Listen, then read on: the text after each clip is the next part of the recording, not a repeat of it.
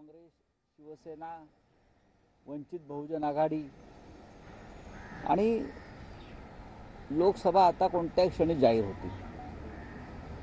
त्याआधी आमचं जागा वाटप जाहीर होईल।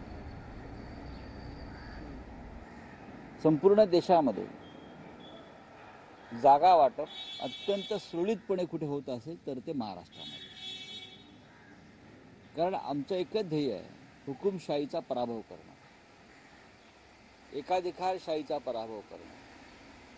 आणि या महाराष्ट्राची परंपरा आहे लोकशाही, धर्मनिरपेक्षता या संदर्भातल्या भूमिकेचा विजय करणं ही आमची भूमिका आहे। त्यासाठी आम्हाला एकत्र येऊन निवडणुका लढणं ही या देशाची गरज है। सर, शरद पवार एक नए सिंबल के साथ, नई चुनौती के साथ आगे चल रहे हैं, किस तरीके से आप देखते हो सर? क्या है, तुतारी बोलते हैं हम महाराष्ट्र में उसको। एक हाथ में मशाल है शिवसेना और हम तुतारी, जो छत्रपति शिवाजी महाराज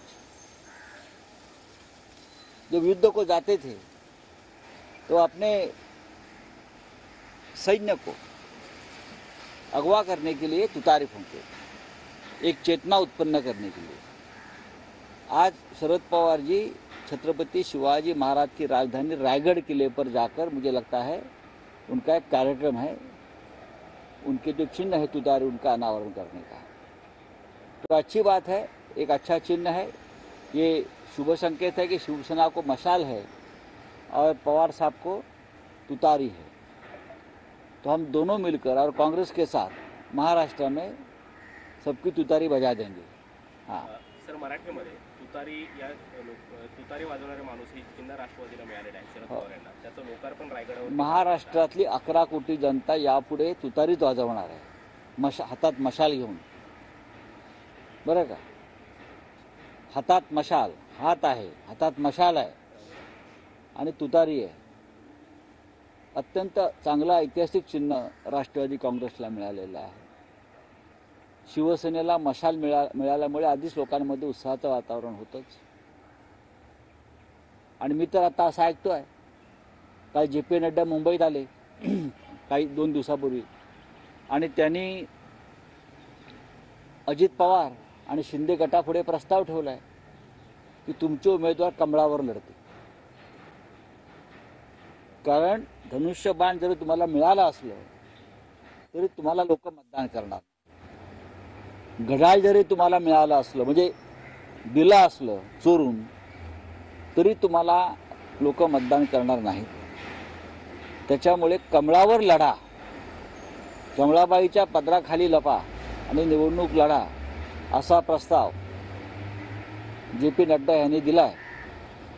हे जर खोटं असेल ते त्याने समोरून सांगावं। म्हणजे ही यांची अवस्था आहे या 2 गटांची। त्यांना त्यांच्या चिन्हावर जे चिन्ह चोरलं दोघांनी मिळून इलेक्शन कमिशनच्या मदतीनं, त्या चिन्हावर त्यांना निवडणुका लढण्याची हिंमत नाही। आणि भारतीय जनता पक्षाला सुद्धा हे फुटलेले 2 गट जे आहेत त्यांना त्यांच्या चिन्हावर निवडणुका लढू देण्याची धाडस नाही आहे। या महाराष्ट्रात खरी शिवसेना ही माननीय बाळासाहेब ठाकरे, उद्धव ठाकरे साहेबांची मशाल चिन्ह घेऊन लढेल। माननीय शरद पवारांचा राष्ट्रवादी काँग्रेस पक्ष हा तुतारी घेऊन लढेल। काँग्रेस पक्षाचा हात आहेच। त्याच्यामुळे भविष्यातली जी लढाई आहे ही अत्यंत रोमांचक होणार आहे।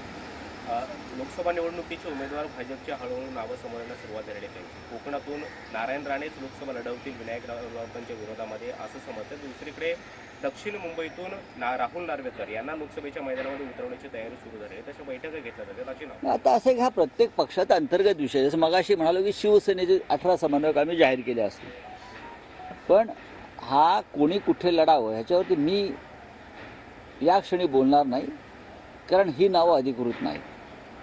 नारायण राणे यांच्याविषयी एवढंच माझ्याकडे माहिती आहे की ते वारंवार मीडियासमोर सांगत होते की माझ्याला लढण्याची इच्छा नाही। आता ज्यांना लढण्याचीच इच्छा नाही त्यांना जर लढवत असतील तर त्याच्यावरती मी काय मत व्यक्त करणार। पण कोकणामध्ये म्हणजे सिंधुदुर्ग, रत्नागिरी, रायगड कोणी लढलं आमच्यासमोर तरी विजय हा शिवसेनेचाच होणार आहे हे सगळ्यांना माहिती आहे. त्याच्यामुळे उमेदवार लोक टाळतायत. दुसरं